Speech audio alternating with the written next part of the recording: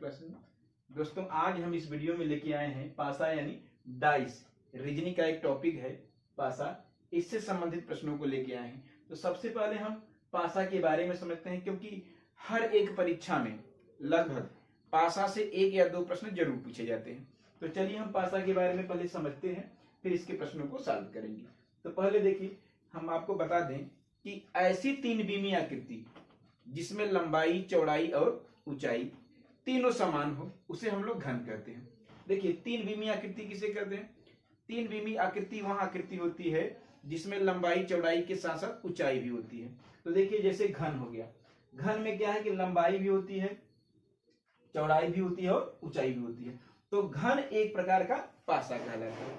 यानी ऐसी तीन बीमी आकृति जिसमें लंबाई, चौड़ाई और ऊंचाई तीनों समान हो उसे हम लोग घन कहते हैं। और घन के आकार यानी घन की तरह की आकृति ही पासा कहलाती है। अब देखिए, ए हमारा घन है, इसमें देखिए ए लंबाई है, ए चौड़ाई और ए ऊंचाई है। इसमें तीनों समान होनी चाहिए, यानी लंबाई भी अगर हम मान ले रहे हैं ए है, चौड़ाई भी ए है, तो ऊंचाई भी ए होनी चाहिए, यानी कि लंबाई, चौड़ाई, ऊंचाई ए होनी चाहिए। अब देखिए, पासा यानी घन, घन में कुल 6 सतह होती हैं। देखिए, ए हो गया एक पहली सतह, एक, इसके जस्ट पीछे एक हो जाएगी 2, ऊपर 3, नीचे फिर 4, एक इधर 5 और एक इस साइड 6। यानी कि घन या पासा में कुल 6 सतह होते हैं और 6 सतहों पर 1 से लेके 6 तक के अंक लिखे होते हैं। यानी जो 6 सतह होती है उस पे 1 से लेके 1 2 3 4 5 6 तक के अंक लिखे होते हैं। अगर हम देखें तो किसी भी पासा में अगर हम सामने से उसे देखेंगे तो केवल 3 ही सतह हमें दिखाई पड़ती है। जैसे देखिए, ये पासा है, इसमें अगर हम सामने से देखें तो 1 2 और 3, यानी 3 ही सतह हमें दिखाई पड़ेंगी। तो पासा की परिभाषा यही है कि पासा में कुल 6 सतह होते हैं और सभी 6 सतहों में 1 से लेके 6 तक के अंक अंकित होते हैं। सामने से देखने पर पासा में केवल 3 ही सतह आपको दिखाई देती हैं, 3 सतह उसके विपरीत होती हैं। जो सतह आपको नहीं दिखाई देती है वही प्रश्न आपसे पूछा जाता है। देखिए, पासा में आपसे बस यही पूछा जाएगा कि 1 के विपरीत क्या हो जाएगा। जैसे अगर एक पासा बना है, पासा में 1 2 3 अंक लिखे हैं, तो आपसे परीक्षा में पूछा जाता है कि 1 के विपरीत कौन सा अंक होगा। 1 के विपरीत पूछेगा, या फिर पूछेगा यहाँ पर अगर 2 लिखा है तो 2 के विपरीत पूछेगा कौन सा अंक है, या 3 है तो 3 के विपरीत कौन सा अंक है। यानी जो आपको अंक दिखाई पड़ेगा उसके जस्ट विपरीत अंक आपसे पूछा जाएगा। तो ये तो था आपका पासा के बारे में, पासा की परिभाषा। अब हम पढ़ेंगे पासा के प्रकार के बारे में। पासा कितने प्रकार के होते हैं? प्रकार। तो क्या, अब देखिए हम पढ़ेंगे पासा के प्रकार के बारे में, यानी पासा कितने प्रकार के होते हैं। तो देखिए, हम आपको बता दें पासा 2 प्रकार के होते हैं। पहला वाला होता है मानक पासा और दूसरा वाला होता है सामान्य पासा। देखिए, मानक पासा किसे कहते हैं? मानक पासा वह पासा होता है जिसमें किन्हीं 2 निकटवर्ती अगर फलकों पर जो अंक अंकित हैं, अगर उनको जोड़ें तो 7 नहीं आना चाहिए। जैसे देखिए, यहाँ पर 5 और 3 है, 3 और 1 है और 5 और 1 है, ये आपस में निकटवर्ती फलक हैं। अगर हम इनको जोड़ें तो इनका योगफल 7 नहीं आना चाहिए। जैसे देखिए, यहाँ 5 में अगर हम 3 जोड़ेंगे तो 8 आ जाएगा, 7 नहीं आएगा। यहाँ पर अगर हम 3 में 1 जोड़ें तो 4 आ जाएगा, 7 नहीं आएगा। इसी प्रकार 5 में 1 जोड़ें तो कितना आ जाएगा, 6 और 7 नहीं आएगा। इसका मतलब क्या है कि यह मानक पासा है। जब निकटवर्ती फलकों का योगफल अगर 7 नहीं आया तो इसके विपरीत अंकों पर स्थित अगर अंकों को जोड़ने पर 7 आ गया तो समझिए वो मानक पासा है। जैसे देखिए, अगर यहाँ 5 है तो इसके विपरीत 2 होगा, अगर हम दोनों को जोड़ें तो 7 आना चाहिए। तो देखिए, 5 के विपरीत 2 होना चाहिए, क्योंकि अगर इनको जोड़ेंगे तब 7 आना चाहिए। तो देखिए, यहाँ पर 5 और 2 को जोड़ने पर 7 आ जाएगा। इसी प्रकार अगर 3 है तो 3 के विपरीत कितना होना चाहिए, 4 होना चाहिए। तो 3 और 4 को जोड़ने पर 7 होना चाहिए। यहाँ पर 1 है तो इसके विपरीत कितना होना चाहिए, 6। अब 6 और 1 को जोड़े तो 7 आना चाहिए। यानी मानक पासा की परिभाषा है कि मानक पासा में किन्हीं 2 निकटवर्ती फलकों पर स्थित अंकों का योगफल 7 नहीं होना चाहिए, बल्कि इनके विपरीत फलक पर स्थित अंकों का योगफल 7 होना चाहिए। देखिए, यहाँ पर 3 के विपरीत 4 है, 5 के विपरीत 2 होना चाहिए और 1 के विपरीत 6 होना चाहिए। यानी निकटवर्ती का योगफल 7 न हो बल्कि विपरीत अंकों का योगफल 7 हो, उसे हम लोग मानक पासा कहेंगे। सामान्य पासा में क्या है? सामान्य पासा में किन्हीं 2 निकटवर्ती, जैसे देखिए यहाँ पर 4 के निकटवर्ती 3 है, 5 के निकटवर्ती 4 है और 5 के निकटवर्ती 3 है। तो किन्हीं एक जोड़े में से, जैसे 4 और 3 या 5 और 4 या 5 और 3 में से किन्हीं एक का भी अगर योगफल 7 हो गया तो समझिए वो सामान्य पासा हो गया।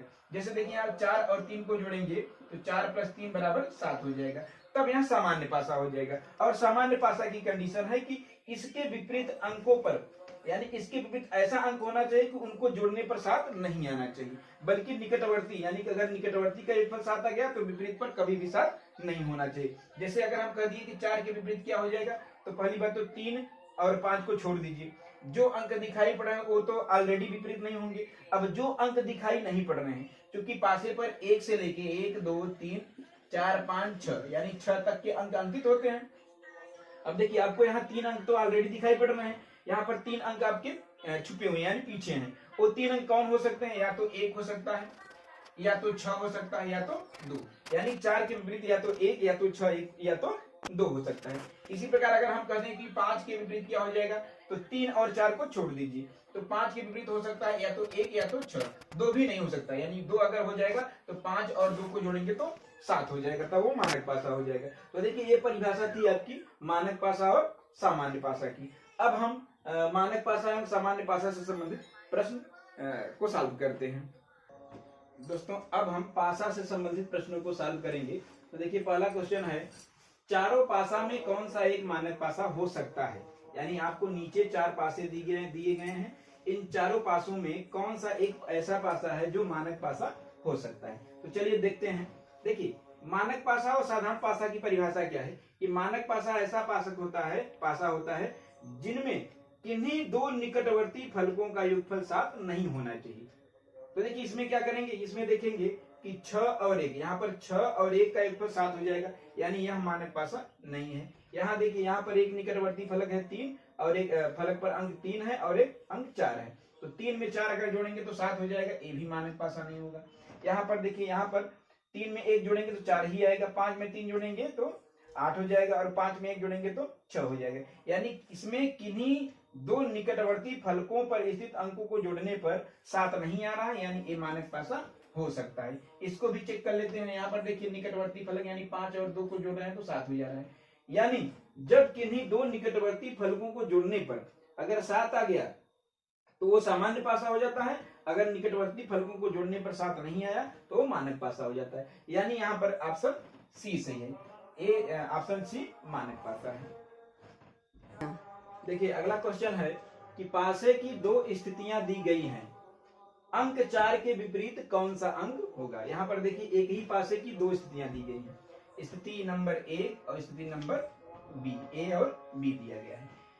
एक ही पासे की दो स्थितियां दी गई हैं, आपको बताना है कि अंक 4 के विपरीत अंक कौन सा होगा। तो देखिए जब आपको एक ही पासे की दो स्थितियां दी गई हो या 3 स्थितियां दी गई हो या 4 स्थितियां दी गई हो, इस केस में आप सबसे पहले दो पासे को ले लेंगे। यहाँ पर एक ही पासे की दो स्थितियां हैं तो दो स्थितियों को ले लेंगे और इसमें देखेंगे कि कौन सा एक अंक कॉमन है। देखिए यहाँ पर एक अंक 5 ऐसा है जो दोनों में कॉमन है, तो कॉमन अंक को लेकर हम क्लॉकवाइज डायरेक्शन में चलते हैं, इसमें भी क्लॉकवाइज चलेंगे और इसमें भी क्लॉकवाइज चलेंगे। तो देखिए यहाँ कॉमन अंक को लेके यानी 5, फिर लिखेंगे 4 और फिर लिखेंगे 2, यानी यहां से लिखेंगे 5 4 और 2 क्लॉकवाइज लिख देंगे। फिर जो अंक कॉमन है, कॉमन वाले को इसके नीचे लिखेंगे, यानी कॉमन वाले अंक के नीचे लिखेंगे। यहाँ पर अगर 5 4 1 लिखे 2 लिखे हैं तो यहाँ भी 5 3 और 1 लिखेंगे, तो 5 3 और 1, यानी जो अंक कॉमन है उसको पहले लिख के उसके बाद क्लॉकवाइज डायरेक्शन में हम अंकों को लिखते हैं। तो देखिए यहाँ पर 5 लिख दिए हैं तो यहाँ 4 लिखेंगे और यहाँ 2 लिख देंगे। इसी प्रकार यहाँ पर 5 कॉमन है दोनों में, तो फिर 5 को इस 5 के नीचे लिखेंगे, फिर 3 लिखेंगे और फिर 1 लिखेंगे। अब देखिए जो अंक एक दूसरे के नीचे है वो एक दूसरे के विपरीत हो जाएंगे। यहाँ पर 4 के विपरीत 3 हो जाएगा, 2 के विपरीत 1 हो जाएगा, और जो कॉमन अंक है यानी 5 दोनों में कॉमन है तो 5 के विपरीत वहां अंक हो जाएगा जो इनमें नहीं दिखाई पड़ रहा है। तो देखिए इसमें 1 2 4 3 और 5 है, तो जो अंक नहीं दिखाई पड़ रहा है यानी 6 नहीं दिखाई पड़ रहा है, तो यानी 5 के विपरीत हो जाएगा 6 और 4 के विपरीत हो जाएगा 3, यानी इसमें आपका 4 के विपरीत अंक पूछा है तो 4 के विपरीत आपका आ जाएगा 3, इसका आंसर हो जाएगा 3, 4 के विपरीत 3 हो जाएगा। अगला क्वेश्चन है पासे की दो स्थितियां दी गई हैं, अंक 5 के विपरीत अंक कौन सा होगा। तो देखिए यहाँ पर पासे की दो स्थितियां दी गई है, स्थिति 1 और स्थिति 2। यहाँ पर देखिए अंक है 1 2 6, इसमें अंक है 3 4 6। सबसे पहले आप देखेंगे कि दोनों स्थितियों में कोई ऐसा अंक तो नहीं है जो कॉमन है। यहाँ पर देखिए 6 दोनों में कॉमन है, तो जो अंक कॉमन है वहां से आप क्लॉकवाइज डायरेक्शन में चलेंगे। देखिए यहाँ पर 6 भी कॉमन है, यहाँ भी और वहां भी, तो दोनों में 6 कॉमन है, तो हम 6 से क्लॉकवाइज डायरेक्शन में चलेंगे। यहाँ 6 लिखेंगे, उसके बाद 1 लिखेंगे, फिर उसके बाद 2 लिख देंगे। यहाँ भी जो कॉमन है 6 कॉमन है, तो यहाँ 6 से शुरुआत करेंगे और क्लॉकवाइज चलेंगे। 6 के बाद हम 3 लिखेंगे और यहाँ 4 लिख देंगे। अब देखिए यहाँ पर 1 के विपरीत 3 हो जाएगा, 2 के विपरीत 4 हो जाएगा और 6 के विपरीत जो अंक दिखाई नहीं पड़ रहा है यानी 5 हो जाएगा। तो प्रश्न में आपसे पूछा है कि 5 के विपरीत कौन सा अंक हो जाएगा, तो 5 के विपरीत आपका अंक हो जाएगा वो जो इसमें नहीं दिखाई पड़ रहा है, यानी 5 के विपरीत हो जाएगा 6। तो 5 के विपरीत हो जाएगा 6, यानी कि ऑप्शन डी सही है। 5 के विपरीत अंक 6 हो जाएगा। अगला क्वेश्चन है क्वेश्चन नंबर 4। पासे की 3 स्थितियां दी गई हैं, अंक 3 के विपरीत कौन सा अंक होगा। तो देखिए यहाँ पर हम देखेंगे पासे की 3 स्थितियां दी गई हैं। अब आपको 3 के विपरीत अंक पूछा है, तो आप किन्हीं 2 ऐसे पासों को ले लीजिए जिसमें कोई एक अंक कॉमन हो। जैसे अगर हम इसमें लेंगे, तो इसमें अगर हम ले रहे हैं, तो इसमें देखिए क्या है 1 और 3 इसमें भी है, 1 और 3 इसमें भी है, तो इसको हम नहीं लेंगे। ऐसा दो पासा हम लेंगे जिसमें केवल एक अंक कॉमन हो। तो देखिए अगर हम इसको ले रहे हैं, तो इसमें क्या है कि 1 3 5 और 2 4 और 3, यानी कि इसमें 3 दोनों में कॉमन है। तो यहाँ पर हम 3 से क्लॉकवाइज डायरेक्शन में चलेंगे। तो देखिए यहाँ पर 3 फिर 5 और फिर 1 लिखेंगे। फिर यहाँ भी 3 कॉमन है, तो यहाँ 3 को लिख लेंगे, इसके बाद हम क्लॉकवाइज डायरेक्शन में लिखेंगे। तो देखिए 3 के बाद 2 लिखेंगे, 2 के बाद 4 लिखेंगे। अब देखिए यहाँ 1 के विपरीत 4 हो जाएगा, 5 के विपरीत 2 हो जाएगा और 3 के विपरीत वह अंक होगा जो दिखाई नहीं पड़ रहा है, क्योंकि 1 से लेके 6 तक ही अंक होते हैं पासे में। तो देखिए यहाँ पर 1 हो गया, 2 हो गया, 3 हो गया, 4 हो गया, 5 हो गया, 6 अंक दिखाई नहीं पड़ रहा है, यानी कि 6 अंक जो है वो 3 के विपरीत हो जाएगा। तो यहाँ 3 के विपरीत 6 हो जाएगा, यानी विकल्प बी सही है, 3 के विपरीत 6 अंक हो जाएगा। अगला क्वेश्चन है क्वेश्चन नंबर 5। पासे की 3 स्थितियां दी गई हैं, रंग पीला के विपरीत कौन सा रंग होगा। देखिए इसमें अंक न देकर रंग दे दिया है, तो रंग में देखिए आपको पीला पूछा है कि पीला रंग के विपरीत कौन सा रंग होगा। तो सबसे पहले आप देखेंगे कि कितने रंग हैं, कौन कौन से रंग हैं। इसमें रंग 6 ही हो सकते हैं, क्योंकि पासे में 6 सतह होते हैं और प्रत्येक सतह पर एक रंग लिखा जा सकता है। तो देखिए इसमें पहले हम चेक करेंगे कि कौन कौन से रंग हैं। तो देखिए एक पीला है, नारंगी है, नीला। सबसे पहले आप चेक कर लिया करिए कि कितने रंग हैं और कौन कौन से हैं। तो पीला, नारंगी, नीला। इसमें देख लीजिए एक है बैगनी, एक बैगनी लिख लीजिए, इसमें है एक लाल। कितने रंग हुए, 1 2 3 4 5।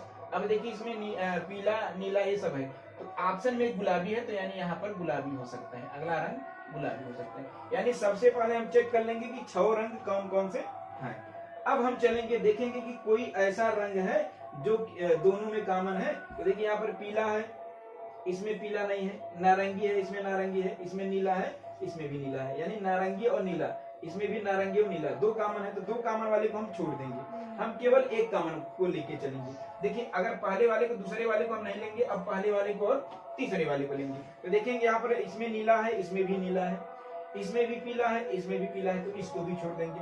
अब हम दूसरे और तीसरे को लेके चलेंगे। तो देखिए दूसरे तीसरे में क्या है, नीला इसमें है, नीला इसमें है, इसमें लाल है, इसमें लाल नहीं है, इसमें नारंगी, इसमें नारंगी नहीं है, यानी इसमें नीला रंग आपका कॉमन है। तो नीला रंग कॉमन है। अब हम कॉमन वाले रंग से क्लॉकवाइज डायरेक्शन में चलेंगे। तो देखिए यहाँ पर नीला रंग कॉमन है, तो यहाँ लिख देंगे नीला। उसके बाद क्लॉकवाइज चलेंगे हम बैगनी, इसके बाद हम चलेंगे नारंगी। इसमें क्या कॉमन है, नीला है, तो यहाँ पर चलेंगे नीला, फिर लिखेंगे पीला, फिर लिखेंगे लाल। अब आपसे क्या पूछा है, आपसे पूछा है कि पीला रंग के विपरीत कौन सा रंग होगा। तो देखिए यहाँ पर क्या है कि पीला रंग यहाँ पर है और पीला के ऊपर यानी कि इसके विपरीत क्या है, बैगनी है, यानी पीला के विपरीत बैगनी हो जाएगी, यानी विकल्प बी सही है, पीला रंग के विपरीत बैगनी रंग हो जाएगा।